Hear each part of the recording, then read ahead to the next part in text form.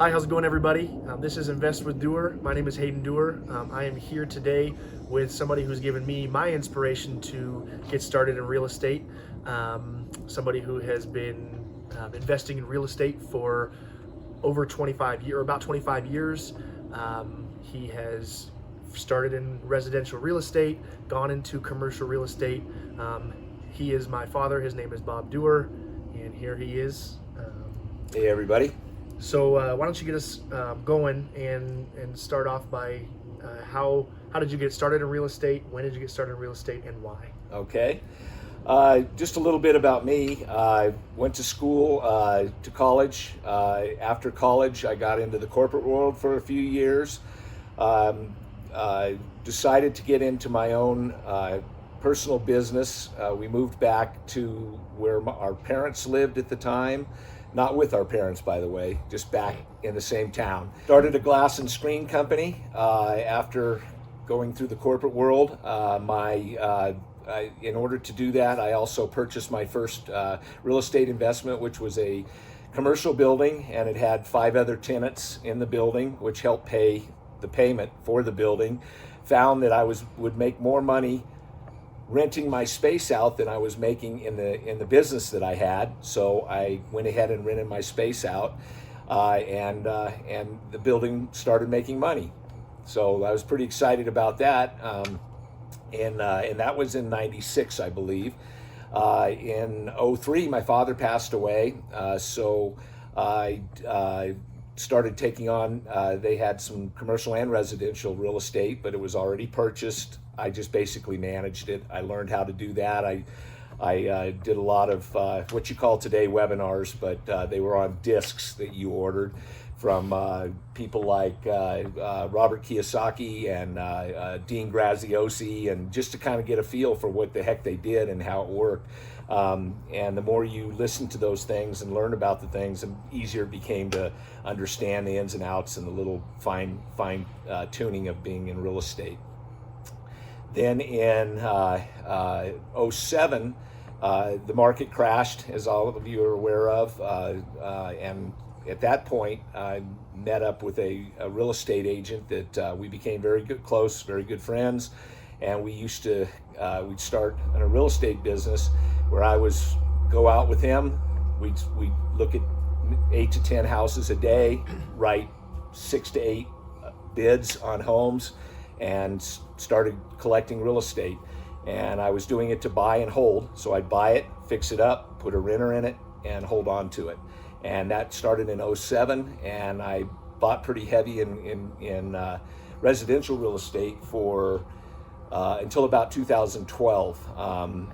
They had a limit on number of houses you could finance at the time, and that was 10. So after you finish that, you can't go out and finance any more houses. So, but you could go into commercial real estate, and you can get and every commercial building is done on its own merit with the banks. So you could get as many up to, as many as you could afford to get. You could do commercial properties. So that's how I went from residential to commercial properties. Perfect. Yeah. So you you got started while you were working full time. You were working with your glass and screen company. Yes. And a lot of my followers are just learning about real estate, learning about real estate investing. Can you go into a little bit about do you need to go full time real estate investing? Can you go part time? How does that really work? And then just give them an example of how you got started. And Sure. The answer to your first question is I fully believe that you don't need to walk away from your job until the real estate starts paying for itself and you're having cash flow come from your properties, and it takes care of the salary you're walking away from. You can always find an extra hour or 2 every day to work on real estate. I used to take my off days, and that's when I would go out with my real estate agent, and we would start and hammer the areas. Back then it was a little easier because there was hundreds of homes that people had walked away from, and the banks owned them. So we went that route, and we went and we bid on homes, and that's how we amassed that. Yeah. Did you ever have getting started in real estate or buying all your homes, your residential homes? When you got started, did you ever have any fears? Because I know a lot of real estate is getting started, or real estate investing is getting started. Right. Did you have any fears that you had to get over? If so, what were they, and how did you get over them mentally? Absolutely. Anytime you're thinking of putting down 50, 60, 70,000 dollars on a house, it kind of scares you to death when you first get started, and it's a process. You have to run through, obviously from purchasing the house to fixing it up and getting it rent ready, to finding the right renter that's going to pay enough money to be able to give you cash flow on the property.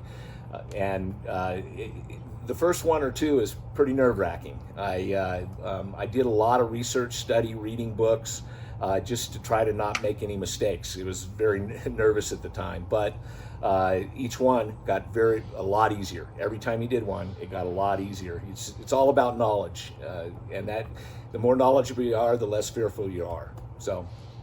Yeah, so you said you started to listen to a lot of discs, you started to go to a few conferences.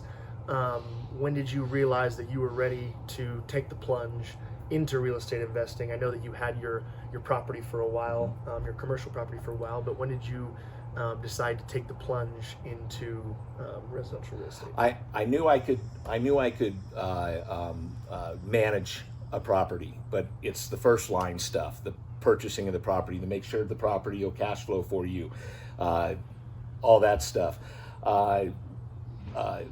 First property, I met up with a real estate agent who we have known from the past, and we just started plugging away at it. It was kind of, you had kind of dive in at that point. Once you get started and you get looking, and he was more than willing to show me as many properties as I could take the time to move on, and do as many bids for properties as I could possibly do. He took away a lot of the angst, a real estate agent. I didn't get my real estate license.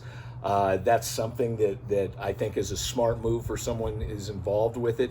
You can make money on the purchase of it and the sale of it if you ever sell your properties, and you can show yourself your own homes to look at, to go after, where I had to use an agent. The agent did help me though through the entire process, especially the purchasing process, and that made it easier for me to move forward, and that's why I used one.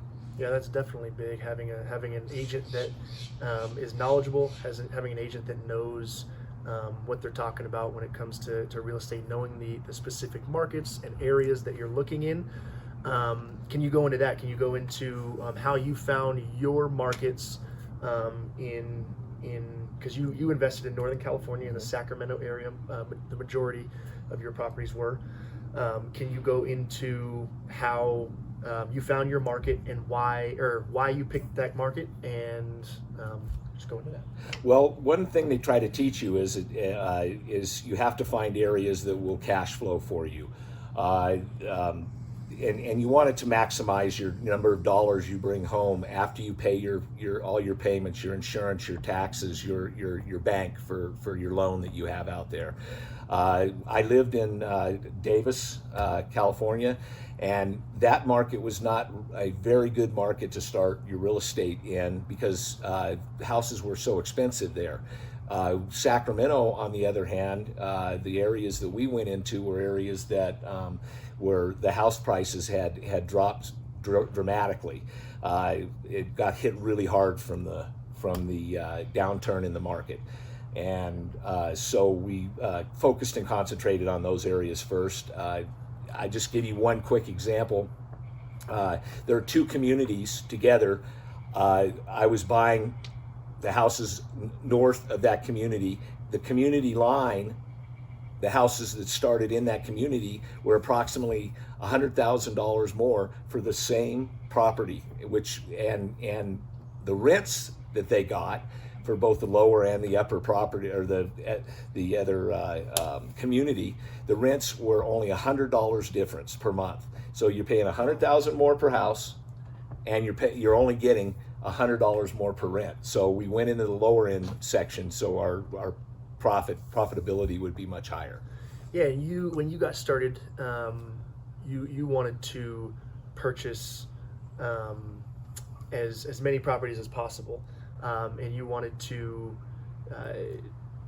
pay for or have as cheap as possible properties, correct? And kind of use as much money or as little money as possible on each property. Little cash as possible out of my pocket. Right. And can you, I mean, I guess that's kind of getting into my next question of your philosophy on investing. Can you go into your philosophy and what got you into that philosophy? Well, I was kind of a long-term play is all I ever wanted to do. I wanted to get these properties. I wanted to get the loans on them, utilize the bank's interest rates and their loans, and through the course of time. And I'm a buy and hold guy.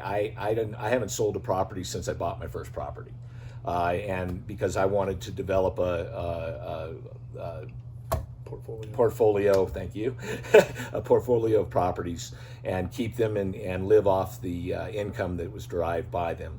The benefit of that also is in interest rates. When I first got started, our interest rates were between 5.5 and 7%.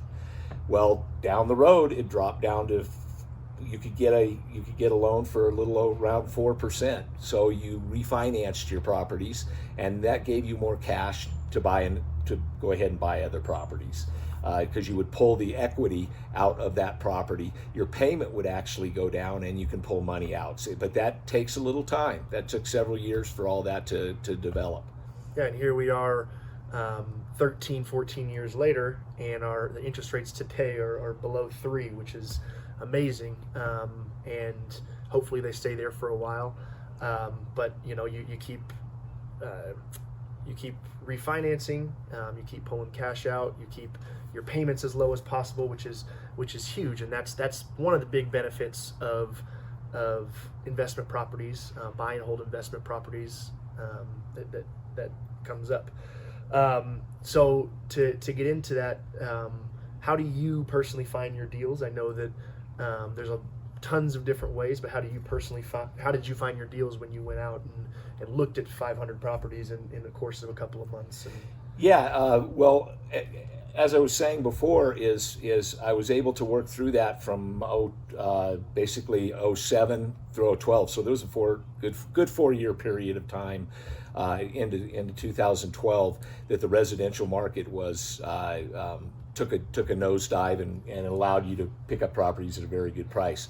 After I maxed out on my number of loans that banks would accept, which was 10, I went into commercial properties. The way I got the residential was same guy, same agent. We just worked it for 4 years. And then when I moved in the commercial end of it, my agent was not a commercial agent, but I was introduced to another gentleman who did commercial properties and in generally the same area, basically Northern California at the time.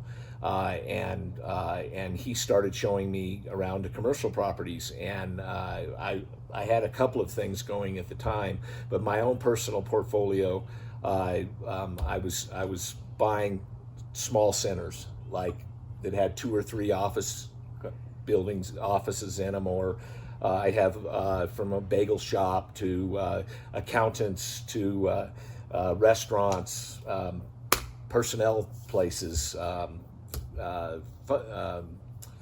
insurance companies, but all smaller buildings, 5,000 feet typically and below, and that's more affordable. At the time I didn't have the money to go into these big, huge buildings, and I wanted to stay by myself in the business. I didn't want to go out there and get a bunch of investors at that time. I didn't think it would behoove me to do that. So that's how that worked out. Perfect. Yeah, it sounds like at the beginning you didn't really know where your investment career was going. Right. That's interesting because you started and purchasing numerous properties, and then commercial seems like it kind of just fell in your lap. Like, hey, I can only have 10 properties, 10 residential loans. So now that I'm maxed out, I want to keep going. I still have the motivation. I still have the drive. And then you went into commercial properties, and it seems like that's it's once you got started, you learn your you learned a little bit about the game, you learned a little bit about real estate, and you were able to teach yourself Right. going through. Can you go into that a little bit about it took a little bit of fear and getting over your fears to get into residential real estate Right. and start your real estate career. How about the getting into a different asset class, which is commercial properties, and how that all worked out for you? Sure. The reason I started out with residential was obviously, my first building was commercial, but you have to learn how to deal with every different type of tenant. To get into the commercial, I was apprehensive once again, but I knew I could get the information through some of these seminars and just keep studying those, talking to real estate agents about it. Commercial is a completely different animal than residential is. You're dealing with a different type of banking situation, the type of loans you get, how you have to deal with the bankers, all the way to finding how it cash flows, trying to find a building that's going to appreciate and have room for more tenants in it. Possibly, there's a lot of different variables that you don't have to think about in residential that you have to think about in commercial. When I got into the commercial, residential was starting to end its bad times, and commercial seems to follow residential in bad times. So if residential starts taking hits, commercial's going to take hits. But in the case of '07 through basically 2015, commercial buildings toward the end were starting to fall off because all those people that were walking away from their homes were also stopping going and renting commercial buildings that they could do in their apartment complex or in their apartment building in their own place, and didn't go out and rent office space, things like that. So that took a dive at that time. So it left an opportunity for a lot of people to go in and purchase these buildings that others had walked away from, and the banks are giving away on at a much reduced rate. Perfect. Yeah. Now, I have a couple questions from followers from online, my Instagram and my Facebook. One is, can you go into a specific investment and how the deal works? How did you fund it, and what did you learn from this deal? Okay. As you go along, when you own property, things can get a little bit complicated, and I'm going to push this one over to, I had my father passed away in '03. I took over my father's properties and my father's and mother's properties. They had some properties back in Alabama that we ended up. They wanted to keep these properties forever, but we had a company that does solar panels come to us back east and offer us 5 times what that property was worth. So we went ahead and sold it, and we 1031'd the property, which is a whole different ball game. You can sell your property, and then if you buy a like property, you won't get taxed on the capital gains of what that property derives. Just for instance, if you sell a property for $100,000 and you buy another property for $100,000, they won't tax you a penny. If you sell it for, if you buy it for $100,000 and you buy another or sell it for $100,000 and buy another property for $90,000, you would have to pay capital gains on that $10,000. So we sold a sizable piece of chunk of land in Alabama. I brought the money over to California, 1031 exchanged it, and I bought 3 buildings. And this was for my parents' side of things. The process was it was about a year long, but it just in the making, because you had to take a good chunk of money and figure out where it was going to go. And I did not want to buy some big building with it, so I purchased 3 medium-sized commercial buildings with the money, got loans on all 3 buildings, and then started putting, they already had tenants in them, but I had to do all the turnover stuff and take over these buildings, and that was probably my most challenging, definitely my most challenging sales/purchase that I've gone through. Perfect. Yeah. So 1031 is another tax advantage, another benefit that real estate investing can provide for you. It's like he said, it's a tax advantage that you can take profits from one sale, put them into different properties, and how you grow your business is exactly what he did, or exactly what my dad did. So he took the profits from one sale, put it into 3 separate properties at 20% of the value. And got loans on all 3 of those properties. So what that does right there is it adds 3 buildings to your portfolio from one sale. Now you mentioned earlier that you don't really you're not really into selling your properties. You want to keep your properties as long as possible. What got you to sell this property? Good question, because I haven't sold any of my properties. That property was my parents' property. They came to us with a fantastic deal, and if you're going to make a big chunk of change on selling a property, obviously you need to take advantage of that. But you also have to take in mind the tax ramifications of what you're selling. So that, and couldn't walk away from that. It was basically a square mile of land. They offered 5 times what it was worth.